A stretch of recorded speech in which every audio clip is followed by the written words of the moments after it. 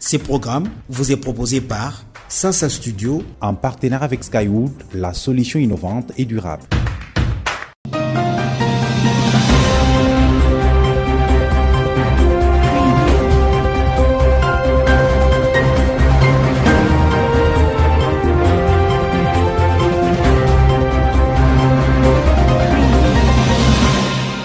Henri Guindou, depuis la capitale congolaise, ravi de vous retrouver pour cette nouvelle édition de Sasa Magazine, votre rendez-vous hebdomadaire d'information.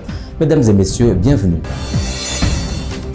Prise en compte de la femme dans la gestion de la terre et contribuer à la prévention des conflits, voilà entre autres recommandations des acteurs du Kasaï central sur la nouvelle loi foncière.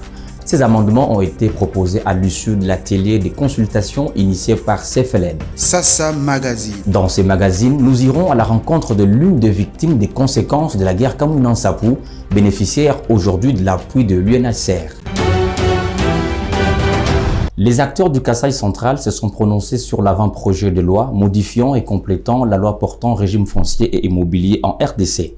C'est au cours d'un atelier organisé par la coalition de femmes leaders pour l'environnement et le développement durable, CFLED. Détails dans ces reportages de Passy Kabouya et David Savernikobi rendus par Espérant Daniel Kamboulou. Ces assises ont constitué un canal pour les parties prenantes du Kasaï central d'apporter les amendements sur la réforme légale engagée. Une étape qui se justifie selon le point focal de la coordination de la coalition des femmes leaders pour l'environnement et le développement durable, Nathalie Kambala-Loussé. Le domaine foncier demeure jusqu'à ce jour l'un des secteurs moins réglementés et porteur des germes de conflits récurrents signalés dans nos communautés, et ce presque sur tout l'ensemble de la province du Kasaï central en particulier et de la RDC en général. Et ces conflits ont des répercussions graves sur la population. Cela est dû au fait que les dispositions légales qui le régissent datent de l'époque post-coloniale et souffre d'exécution. Dans ce processus, les particularités du Kasaï central ne doivent pas être oubliées, rappelle Albert Kyungu Mwepo, modérateur de ces assises. Les Kasaï avaient une avance. On avait déjà travaillé sur un édit provincial portant reconnaissance, jouissance des droits des femmes, donc notamment à la terre et aux concessions forestières. Et donc cet acquis-là doit être préservé dans les Kasaï central pour que la loi à venir ne puisse pas balayer ce que nous avons déjà construit dans la province. Donc voilà l'intérêt stratégique que nous avions en organisant ce genre de consultations pour que les avis de la population du Kasaï central qui seront prises en compte dans la loi à venir puissent prendre en compte les spécificités liées à la promotion des droits des femmes.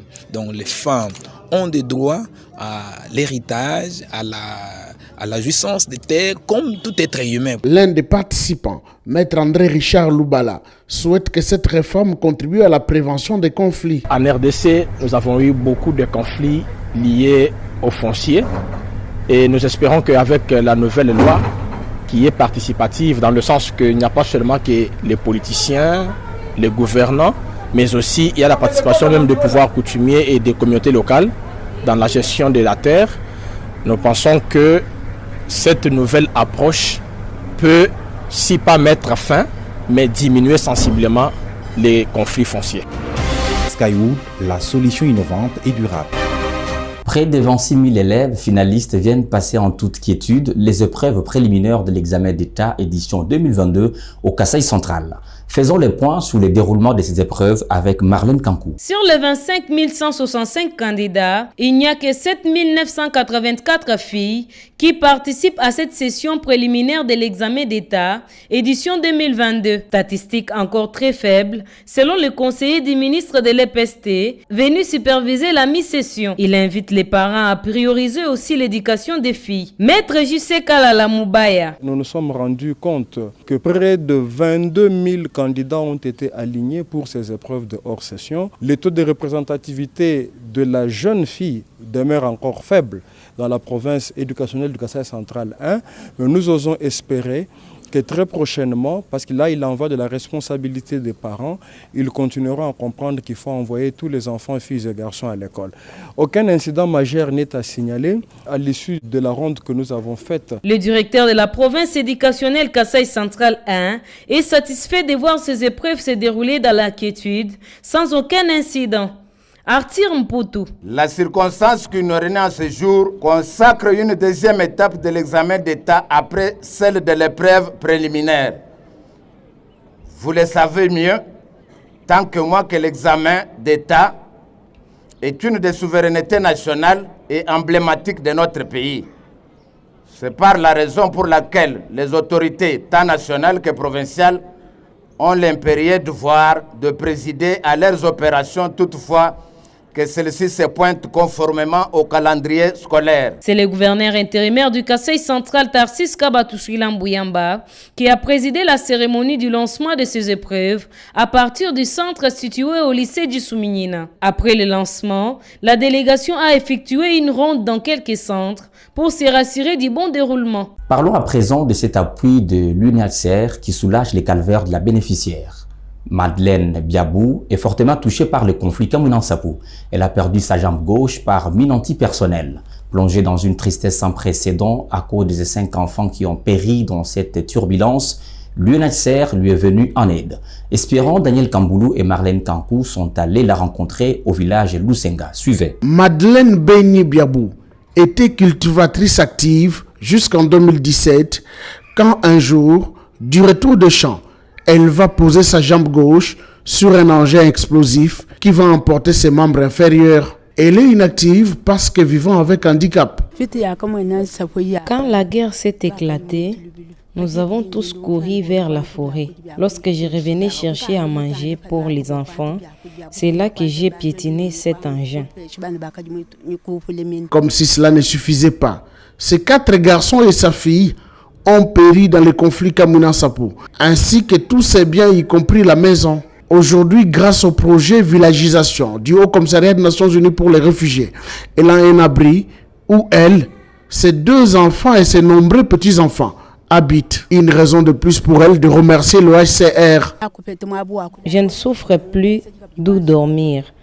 Aujourd'hui, j'ai la maison grâce au HCR que je remercie sincèrement. La difficulté qui reste est d'avoir de quoi investir dans l'élevage pour supporter de nombreux petits-enfants qui me sont restés. Elle, comme tant d'autres, dans ce secteur de Diofa à Demba, ont bénéficié d'abris dans le cadre du renforcement de la cohabitation pacifique entre les déplacés internes, retournés, rapatriés, expulsés d'Angola et communautés hautes. Madeleine Benny s'attend encore à un appui pour développer une activité génératrice de revenus, capable de l'aider à s'occuper de ses petits-enfants, dont les parents ont péri. Le chef de secteur de Diofa dans le territoire de Demba est très satisfait de cet appui du HCR. Ambroise Mvita Mouchipai. L'arrivée de l'HCR, vraiment, nos amis de l'AGDS nous ont beaucoup aidés. Dans le village Benakamouanga, chef Tchibata, on a fait 65 maisons en tôle. Ici chez nous, il nous faut cultiver. Ces projets ont permis la construction de 1050 abris au Kasaï et au Kasaï central. Skywood, la solution innovante et durable.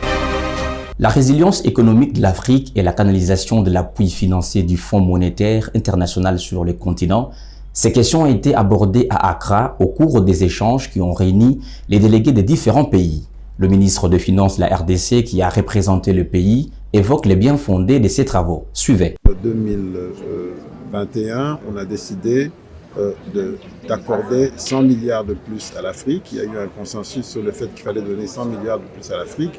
Et la grande question qui se posait, c'était par quel canal on allait amener ces 100 milliards au profit de l'Afrique. Et donc, par rapport à cela, le FMI a mis en place une nouvelle facilité, une facilité pour la résilience, qui va canaliser une partie de ses ressources. Mais aujourd'hui, les banques de développement réclament qu'elles aussi soient un des canaux par lesquels on peut faire parvenir l'argent à l'Afrique, puisque les banques de développement, leur métier, c'est de faire du développement.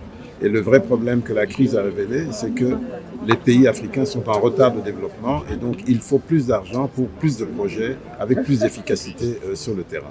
Il faut que les banques de développement puissent jouer leur rôle, en particulier la Banque africaine de développement, qui est la première institution de développement du continent et qui malheureusement voit ses ressources diminuer d'année en année. Et donc, c'est en contradiction avec tous les engagements mondiaux pour l'Afrique. La société Visa va bientôt s'installer sur le marché de la RDC. La précision est d'Ismaïli Diaby, directeur général de Visa pour l'Afrique de l'Ouest et centrale, donnée à l'issue des échanges eus avec la vice-ministre de Finances, Onej Nsele, au cours de la semaine qui s'achève. Suivez-les dans ces propos recueillis par Sasa Studio. Venons effectivement d'avoir un entretien avec la vice-ministre des Finances afin de parler un peu de l'agenda de Visa au niveau de la RDC en termes d'accélération du paiement digital de la RDC, mais également afin de l'informer de l'installation prochaine de Visa, qui est déjà même effective, de Visa sur le marché de la RDC. Donc pour la première fois, Visa qui opère sur le marché depuis un certain nombre d'années aura une présence physique en RDC. Alors de saluer ces initiatives de Visa de s'installer au niveau de la RDC, mais également de parler donner des conseils sur la manière de faire. Il nous a donné quelques conseils sur la RDC, la dynamique, les challenges, les opportunités que nous pouvons avoir sur le marché de la RDC, mais surtout dans la perspective de mieux servir le peuple congolais au niveau de la modernisation des paiements en RDC. Skywood, la solution innovante et durable. Culture pour terminer, ça n'arrive pas tout le temps. 4 ouvrages passés sous les fonds baptismaux en un jour. Cela s'est passé le week-end dernier à Kananga. Découvrons ces publications et leurs auteurs dans ces reportages de Passy Kabouya et David Saver-Mikobi.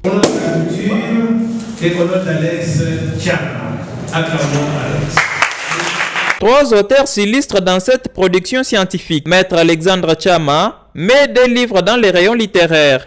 Il s'agit de Amour à distance et Sang royal, ainsi que 2 romans, Pleurs d'un innocent et L'âme qui parle, produits respectivement par Lionel Kolamoyo et Adonis Bakajika. Ces ouvrages ont été portés sur le fonds baptismaux dans une cérémonie de vernissage au palais de justice du tribunal de grande instance de Kananga en présence de plusieurs personnalités du monde scientifique du Kasaï central. L'occasion est donnée à Maître Alexandre Tchama de circonscrire les cadres en sa qualité de coordonnatrice du Centre culturel de la jeunesse. L'objectif était de prouver aux jeunes qui ont aussi moins de 18 ans ou soit au-delà, de voir que le Centre culturel est engagé à encadrer les jeunes qui ont du talent dans l'art littéraire.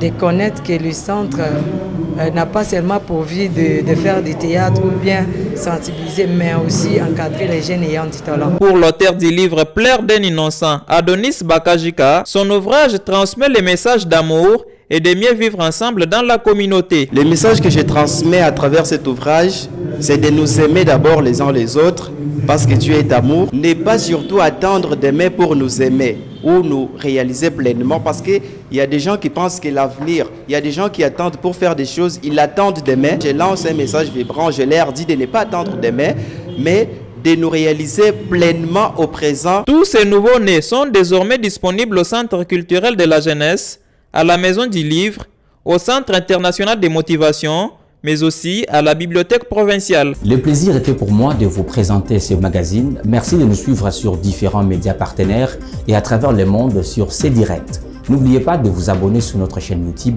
Sasa Studio officiel.